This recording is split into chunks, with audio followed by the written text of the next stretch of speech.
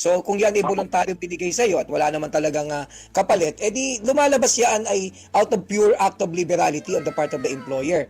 Magandang hapon po. Idudulog ko lang po sana na caretaker po kasi ako sa telecom company. Ang nila sa akin, ang pasahod nila, minimum lang tapos wala akong overtime, walang double pay, walang 30%, night differential, tsaka mga leave hindi ko po nagagamit. Ang dahilan nila sa akin kasi libre naman daw po lahat. Ano po yung tanong niya, sir? May mahahabol ko po ba yun? Kasi yung overtime po, yun ang bala ko sanang kung makukuha ko pa po ba.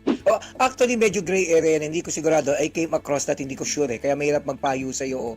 Kasi, hindi ko maalala kung for purposes of tax income, kasama yan sa income. Hindi ba? O pag sa pagtatrabaho, hindi dapat. Siguro pinaka-safe answer dyan, depende doon sa inyong arrangement.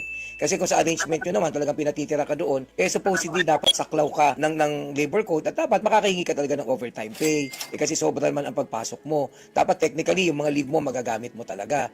Kung yan ay buong pusong binigay naman nila sa'yo, yan ay voluntaryo, di ba? O para hindi ka na mapalayo, dito ka na lang din tumira. O para hindi ka na mahirapan, dito ka na lang din kumain. Di ba? Kasi nakakatulong yun sa kanilang kumpanya o sa kanilang negosyo na nandoon ka palagi. Tama ba? So, kung yan ay voluntaryo binigay sa'yo at wala naman talagang kapalit, edi lumalabas yan ay out of pure act of liberality on the part of the employer. So, hindi dapat pwedeng gamitin yan para yung pagkaitan ka na mabigyan na limbawa ng overtime pay, pagkaitan ka nag-grant yung mga leave credits mo, at pagkaitan ka limbawa bigyan ng night differential, sapagkat ito ay mga bagay na ibinibigay sa iyo ng batas. Ngayon, para malinawan ka at hindi mo talaga alam ang gagawin mo dyan, at ayaw nilang ibigay, makipag-ugnayan ka sa DOLE kasi yung DOLE mag-i-schedule ng meeting sa inyo para mapag-usapan mo yan at ng inyong employer.